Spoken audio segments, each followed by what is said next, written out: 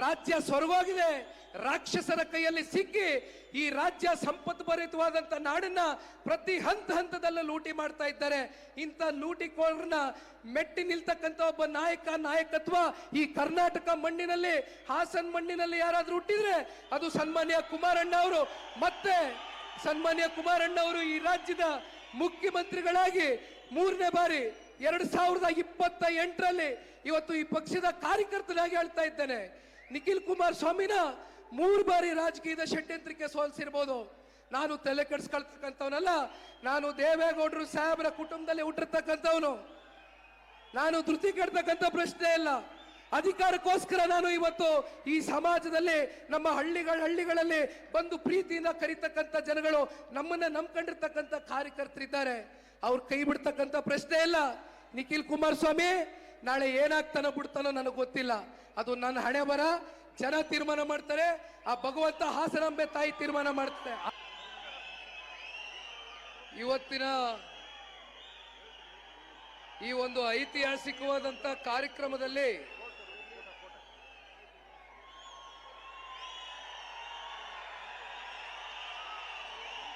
ಬನ್ನಿ ಬಾಸಿಲ್ಲಿ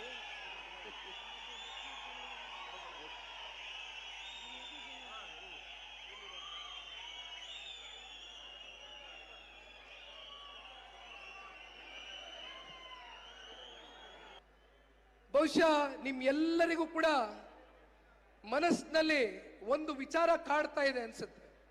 ಯಾಕಂದ್ರೆ ನಾನು ಹಳ್ಳಿಗಳಿಗೆ ಹೋದಾಗ ಹಳ್ಳಿಗಳಲ್ಲಿ ತಾಯಂದ್ರಗಳು, ಹಿರಿಯಕರು, ಯುವಕರು ಒಂದೇ ಮಾತನ್ನ ಹೇಳ್ತಾರೆ ನನಗೆ, ಅಪ್ಪ ಕುಮಾರಣ್ಣನ ಚೆನ್ನಾಗಿ ನೋಡ್ಕೊಳಪ್ಪ, ಈ ರಾಜ್ಯದ ಆಸ್ತಿ ಕಣೆಯ ಅವರು, ಅವ್ರ ಆರೋಗ್ಯವಾಗಿರ್ಬೇಕು, ಈ ರಾಜ್ಯಕ್ಕೆ ಅವರ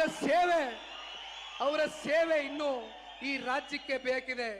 ರಾಜ್ಯ ಸ್ವರ್ಗೋಗಿದೆ, ರಾಕ್ಷಸರ ಕೈಯಲ್ಲಿ ಸಿಕ್ಕಿ ಈ ರಾಜ್ಯ ಸಂಪತ್ಭರಿತವಾದಂತ ನಾಡನ್ನ ಪ್ರತಿ ಹಂತದಲ್ಲೂ ಲೂಟಿ ಮಾಡ್ತಾ ಇದ್ದಾರೆ. ಇಂಥ ಲೂಟಿಕೋರನ್ನ ಮೆಟ್ಟಿ ನಿಲ್ತಕ್ಕಂಥ ಒಬ್ಬ ನಾಯಕತ್ವ ಈ ಕರ್ನಾಟಕ ಮಣ್ಣಿನಲ್ಲಿ, ಹಾಸನ್ ಮಣ್ಣಿನಲ್ಲಿ ಯಾರಾದ್ರೂ ಹುಟ್ಟಿದ್ರೆ ಅದು ಸನ್ಮಾನ್ಯ ಕುಮಾರಣ್ಣ ಅವರು. ಮತ್ತೆ ಸನ್ಮಾನ್ಯ ಕುಮಾರಣ್ಣ ಅವರು ಈ ರಾಜ್ಯದ ಮುಖ್ಯಮಂತ್ರಿಗಳಾಗಿ 3ನೇ ಬಾರಿ 2028ರಲ್ಲಿ ಇವತ್ತು ಈ ಪಕ್ಷದ ಕಾರ್ಯಕರ್ತನಾಗಿ ಹೇಳ್ತಾ ಇದ್ದೇನೆ. ನಿಖಿಲ್ ಕುಮಾರಸ್ವಾಮಿನ 3 ಬಾರಿ ರಾಜಕೀಯದ ಷಡ್ಯಂತ್ರಕ್ಕೆ ಸೋಲಿಸಿರ್ಬೋದು. ನಾನು ತಲೆ ಕೆಡಿಸ್ಕೊಳ್ತಕ್ಕಂಥವನಲ್ಲ. ನಾನು ದೇವೇಗೌಡರು ಸಾಹೇಬರ ಕುಟುಂಬದಲ್ಲಿ ಹುಟ್ಟಿರ್ತಕ್ಕಂಥವನು. ನಾನು ಧೃತಿ ಕೆಡ್ತಕ್ಕಂಥ ಪ್ರಶ್ನೆ ಇಲ್ಲ. ಅಧಿಕಾರಕ್ಕೋಸ್ಕರ ನಾನು ಇವತ್ತು ಈ ಸಮಾಜದಲ್ಲಿ ನಮ್ಮ ಹಳ್ಳಿಗಳಲ್ಲಿ ಬಂದು ಪ್ರೀತಿಯಿಂದ ಕರೀತಕ್ಕಂಥ ಜನಗಳು, ನಮ್ಮನ್ನ ನಂಬ್ಕೊಂಡಿರ್ತಕ್ಕಂಥ ಕಾರ್ಯಕರ್ತರಿದ್ದಾರೆ. ಅವ್ರು ಕೈ ಬಿಡ್ತಕ್ಕಂಥ ಪ್ರಶ್ನೆ ಇಲ್ಲ.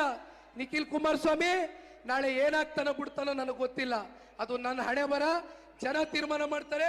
ಆ ಭಗವಂತ ಹಾಸನಾಂಬೆ ತಾಯಿ ತೀರ್ಮಾನ ಮಾಡ್ತಾರೆ. ಆದರೆ ನನಗೆ ಇರ್ತಕ್ಕಂಥ ಒಂದೇ ಚಿಂತೆ, ನನಗಿರ್ತಕ್ಕಂಥದ್ದು ಒಂದೇ ಇವತ್ತು ನನ್ನ ಮುಂದೆ ಗುರಿ, ಸನ್ಮಾನ್ಯ ಕುಮಾರಣ್ಣ ಅವ್ರನ್ನ ಮತ್ತೊಮ್ಮೆ ಈ ರಾಜ್ಯದಲ್ಲಿ ಮುಖ್ಯಮಂತ್ರಿಗಳಾಗಿ ನೋಡಬೇಕು ಅನ್ನೋದು ಇದು ನಿಖಿಲ್ ಕುಮಾರಸ್ವಾಮಿಯ ಭಾವನೆ ಅಷ್ಟೇ ಅಲ್ಲ. ಜನರೊಂದಿಗೆ ಜನತಾದಳ 52 ಕ್ಷೇತ್ರದಲ್ಲಿ ನಾನೇನು ಹಲವಾರು ದಿನಗಳು ರಾಜ್ಯಾದ್ಯಂತ ಪ್ರವಾಸವನ್ನ ಮಾಡಿದ್ದೆ. 1ನೇ ಹಂತ ಮುಗಿಸಿದ್ದೇನೆ, 2ನೇ ಹಂತಕ್ಕೆ ಕಾಲಿಡ್ತಾ ಇದ್ದೇನೆ. ಸುಮಾರು 9,000 ಕಿಲೋಮೀಟರ್ ರಾಜ್ಯ ಪ್ರವಾಸ ಮಾಡಿ ಬಂದಿದ್ದೇನೆ. 1ನೇ ಹಂತದಲ್ಲಿ ಜನ ಎಲ್ಲಿ ಹೋದ್ರು ಕೂಡ ಒಂದೇ ಮಾತು ಹೇಳ್ತಾರೆ, ಸನ್ಮಾನ್ಯ ಕುಮಾರಣ್ಣ ಅವರು ಅವರ ಒಂದು ಅಲ್ಪಾವಧಿ ಇದ್ರೂ ಕೂಡ ಅವರು ಕೊಟ್ಟಿರ್ತಕ್ಕಂಥ ಕಾರ್ಯಕ್ರಮಗಳು, ಅವರು ನೀಡಿರ್ತಕ್ಕಂಥ ಯೋಜನೆಗಳು ಬಹುಶಃ ಇವತ್ತು ಮನೆ ಮಾತಾಗಿದೆ. ಕುಮಾರಣ್ಣ ಅವರು ಬಂದ್ರೆ ಮತ್ತೆ ಈ ರಾಕ್ಷಸರ ಕೈಯಿಂದ ಈ ರಾಜ್ಯವನ್ನ ತಪ್ಪಿಸಿ ರಾಮ ರಾಜ್ಯವಾಗಿ ಕಟ್ಟತಕ್ಕಂಥದಕ್ಕೆ ಸನ್ಮಾನ್ಯ ಕುಮಾರಣ್ಣ ಅವರು ಈ ರಾಜ್ಯದಲ್ಲಿ ಮತ್ತೊಮ್ಮೆ ಮುಖ್ಯಮಂತ್ರಿಗಳು ಆಗೇ ಆಗ್ತಾರೆ ಅಂತಕ್ಕಂಥದ್ದು ಈ ಸಂದರ್ಭದಲ್ಲಿ ನಾವೆಲ್ಲರೂ ಕೂಡ ಕಾರ್ಯಕರ್ತ ಬಂಧುಗಳು ದಯಮಾಡಿ ಇನ್ನೊಂದು 2.5 ವರ್ಷ ಇದೆ, ಹಲವು ದಿನಗಳಿದೆ. 18 ಗಂಟೆಗಳು ನಿಮ್ ಜೊತೆ ಪ್ರತಿನಿತ್ಯ ನಾನು ದುಡಿಲಿಕ್ಕೆ ಸಿದ್ಧ ಇದ್ದೇನೆ. ನೀವೆಲ್ಲಿ ಕರೆದ್ರು ಬರ್ತೇನೆ, ನೀವೇನು ಹೇಳಿದ್ರು ಮಾಡ್ತೇನೆ. ಪಕ್ಷಕ್ಕೋಸ್ಕರ ಗಟ್ಟಿ ನಾಯಕತ್ವವನ್ನ ಕಟ್ಟೋಣ, ಹೊಸಬರಿಗೆ ಅವಕಾಶವನ್ನ ಕೊಡೋಣ, ಹಿರಿಯರ ಮಾರ್ಗದರ್ಶನವನ್ನ ತಗೋಣ. ಒಟ್ಟಾರೆಯಾಗಿ ಸನ್ಮಾನ್ಯ ದೇವೇಗೌಡರು ಸಾಹೇಬರು ಈ ಇಳಿ ವಯಸ್ಸಿನಲ್ಲಿ 93 ವರ್ಷ ವಯಸ್ಸು, ಲೋಕಸಭೆ ಸದನದ ಒಳಗಡೆ ಯಾವ ಒಬ್ಬ ಸಂಸದ ಬರ್ಲಿಕ್ಕಿಂತ ಮುಂಚಿತವಾಗಿ ನಮ್ಮ ಕಣ್ಣಾರೆ ನಾನು, ಸೂರಜ್ಜು, ರೇವಣ್ಣ ಸಾಹೇಬ್ರು, ನಮ್ಮ ಕುಟುಂಬದವ್ರು ನೋಡಿದ್ದೇವೆ. ದೇವೇಗೌಡರು ಸಾಹೇಬ್ರು ಒಂದು ದಿನ ಸಂಸತ್ಗೆ ಹೋಗದೆ ಇರತಕ್ಕಂತ ಒಂದು ದಿನ ಇಲ್ಲ. ಈ ವಯಸ್ಸಿನಲ್ಲಿ ಹೋಗ್ತಾರೆ. ಯಾತಕ್ಕೋಸ್ಕರ ದೇವೇಗೌಡರು ಸಾಹೇಬ್ರು ಸಂಸತ್ಗೆ ಹೋಗ್ತಾರೆ? ನಮ್ಮ ಕನ್ನಡ ನಾಡಿನ ನೆಲ ಜಲ ಭಾಷೆ ಸ್ವಾಭಿಮಾನವನ್ನ ಉಳಿಸ್ತಕ್ಕಂಥದ್ದಕ್ಕೆ ಇವತ್ತು ಸನ್ಮಾನ್ಯ ದೇವೇಗೌಡರು ಸಾಹೇಬರು ಈ ಇಳಿ ವಯಸ್ಸಿನಲ್ಲಿ ಹೋರಾಟ ಮಾಡಬೇಕಾದ್ರೆ ಇವತ್ತು ನಮ್ಮಂತ ಚಿಕ್ಕ ವಯಸ್ಸಿನ ಹುಡುಗರುಗಳು, ನನಗೂ ವಯಸ್ಸಾಯ್ತು, ನಾನೇನು ಚಿಕ್ಕವನೇನಲ್ಲ, 38 ಆಗೋಯ್ತು. ಆದರೂ ರಾಜಕಾರಣದಲ್ಲಿ ಬಹುಶಃ 38 ಇನ್ನೂ ಚಿಕ್ಕ ವಯಸ್ಸು ಅನ್ಕೊಂಡಿದ್ದೇವೆ, ನಮಗೂ ಸೂರಜ್ಗೂ ಎಲ್ಲ. ಹಾಗಾಗಿ ನಾವೆಲ್ಲ ನಿಮ್ಮ ಜೊತೆ ಇದ್ದೇವೆ.